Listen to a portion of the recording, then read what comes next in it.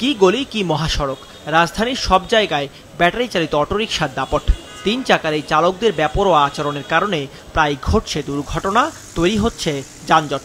বাহনটি চলাচল বন্ধে হাইকোর্ট থেকে একাধিকবার নির্দেশনা দেওয়া হলেও তা বাস্তবায়ন হয়নি। এমন বাস্তবতায় রাজধানীর সড়কে চলাচলের উপযোগী নিরাপদ ব্যাটারি চালিত রিকশার নকশা তৈরি করেছে বুয়েট। 2022 সাল থেকে এই রিকশার তৈরির কাজ শুরু করে বুয়েটের 6 সদস্যের একটি দল। গবেষণার 3টা পার্ট ছিল। তার প্রথম পার্ট ছিল যে আমাদের ইজি বাইক যেটা, সেটাকে স্ট্যান্ডার্ডাইজ করা। তো এটা আমরা 2023 সালের এপ্রিল নাগাদ এটার কাজ শেষ হয়।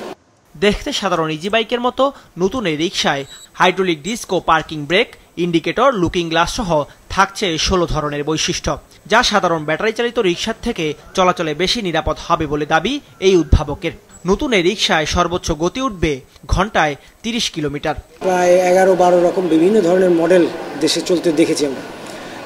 এই মডেলের বিভিন্নতা ছাড়াও আরেকটা জিনিস আমরা দেখেছি যে প্রোডাকশনের কোয়ালিটি কন্ট্রোল বলতে কোথাওই তেমন কোনো কিছু নাই।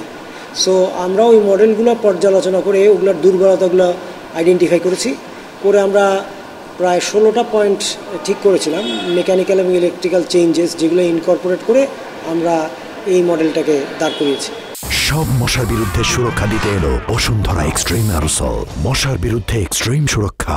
এরই মধ্যে বুয়েটের নকশার এই রিকশাটি চলাচলের জন্য চালকদের প্রশিক্ষণের ব্যবস্থা নিয়েছে ঢাকা উত্তর সিটি কর্পোরেশন। মাস্টার ট্রেনার হবেন বৈষম্য বিরোধী শিক্ষার্থীরা। নিবন্ধনের আওতায় আনা হবে নতুন রিকশাগুলো।